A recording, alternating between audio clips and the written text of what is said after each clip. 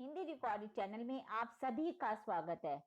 दोस्तों, जैसा कि हम सभी जानते हैं कि कुछ ग्रामीण इलाकों में शिक्षा को ज्यादा अहमियत नहीं दी जाती थी, परंतु आजकल जब लोग शिक्षा के महत्व को समझने लगे हैं और हर प्रकार से प्रयत्न करके अपने बच्चों को शिक्षा उपलब्ध करवाते हैं, किंतु अब इस कोरोना काल में जब सभी शिक्षण संस्थान संस्थान सरकार द्वारा बंद कर दिए गए, तो सरकार और स्कूलों के मिले जुले प्रयास से ऑनलाइन शिक्षा शुरू की गई। पर दोस्तों, अब ऑनलाइन शिक्षा के लिए स्मार्टफोन, लैपटॉप या कंप्यूटर आदि की आवश्यकता तो पड़ेगी ही।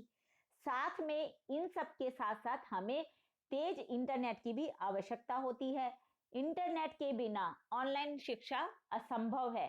यदि आपके पास स्मार्टफोन है लेकिन इंटरनेट की सुविधा नहीं है, तो आप ऑनलाइन क्लास कैसे लेंगे। परंतु अभी हमारे गांवों की मौजूदा स्थिति ऐसी नहीं है कि सभी लोग अपने बच्चों को स्मार्टफोन और इंटरनेट दोनों की सुविधा दे सकें। ऐसे में आज कोरोना काल में ग्रामीण इलाकों में शिक्षा का पहुंचना काफी मुश्किल हो गया, जिससे ग्रामीण शिक्षा अब संकट में आ गई है। दोस्तों, आप लोगों की फरमाइश पर आज हम इसी विषय यानी संकट में ग्रामीण शिक्षा पर रिपोर्ट पर चर्चा करेंगे। तो शुरू करते हैं अपना आज का अध्याय, संकट में ग्रामीण शिक्षा। इस विषय पर चर्चा करने से पहले हमें संक्षिप्त में जानना होगा कि रिपोर्ट किसे कहते हैं। यानी कि सबसे पहले हम जानेंगे रिपोर्ट की परिभाषा, और उसके बाद हम संकट में ग्रामीण शिक्षा पर रिपोर्ट कैसे तैयार करनी है, इस पर चर्चा करेंगे। दोस्तों, रिपोर्ट शब्द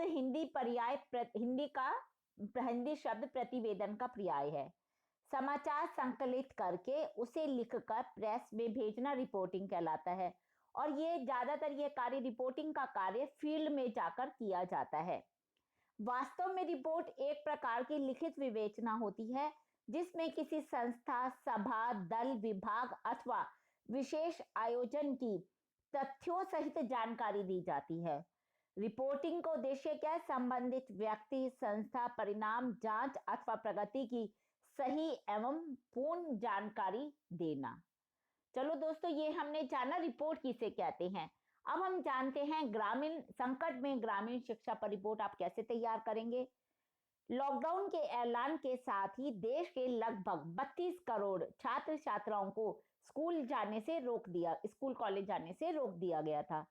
सरकार ने ऐलान किया था कि स्कूल कॉलेज उनके लिए ऑनलाइन शिक्षा के इंतजाम करें, लेकिन देश के बड़े बड़े शहरों में तो काफी हद तक ये हो गया है। लेकिन आज के हालात में ग्रामीण शिक्षा काफी संकट में है। कोरोना काल में जूम और स्काइप जैसे वीडियो कॉलिंग जैसे ऐप की कनेक्टिविटी गांवों में काफी खराब है।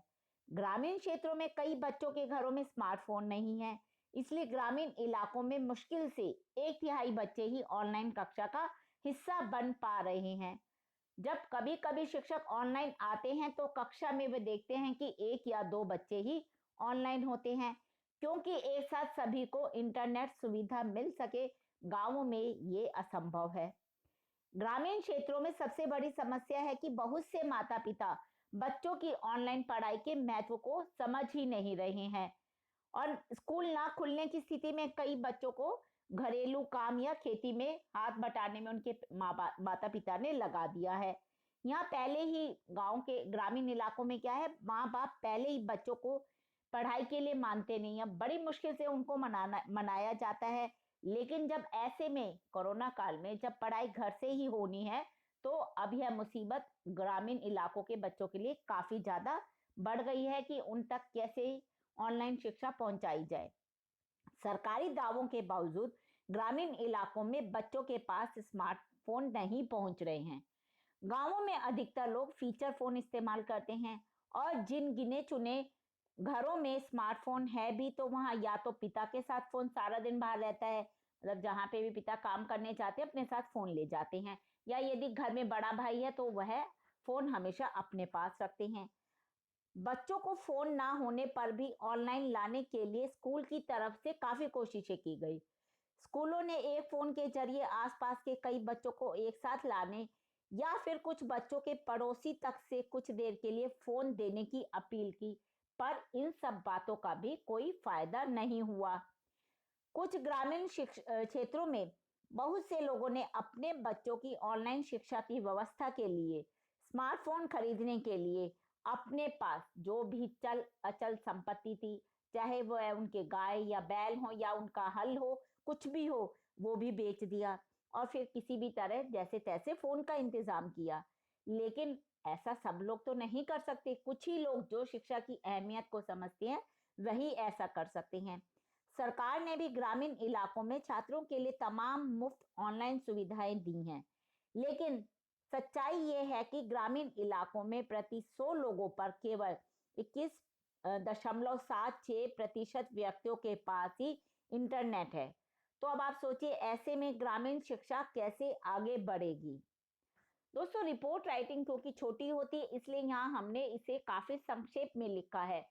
आपको हम जब रिपोर्ट लिखते हैं किसी भी विषय पर तो उसमें हम सिर्फ जरूरी बातों को ही लिखते हैं, क्योंकि हमें बताना होता है, इस रिपोर्ट के जरिए हम बताना चाहते हैं कि वहां जो भी हो रहा है वो किस तरह से या कोई भी बात है वो कैसे हो रही है, उसके बारे में बताना हमें काफी संक्षिप्त में होता है। इसलिए रिपोर्ट लिखते वक्त आपको ये बात स्पेशल ध्यान रखनी है कि वह ज्यादा बड़ी ना हो। इसलिए हमने संकट में ग्रामीण शिक्षा इसकी रिपोर्ट संक्षिप्त रूप में ही लिखी है। दोस्तों, हिंदी भाषा के और भी प्रमुख विषयों पर हम अपने आगे के अध्यायों में चर्चा करते रहेंगे। उसके लिए आपको मेरे इस चैनल को लाइक और सब्सक्राइब करना होगा। धन्यवाद दोस्तों, आपका दिन शुभ हो।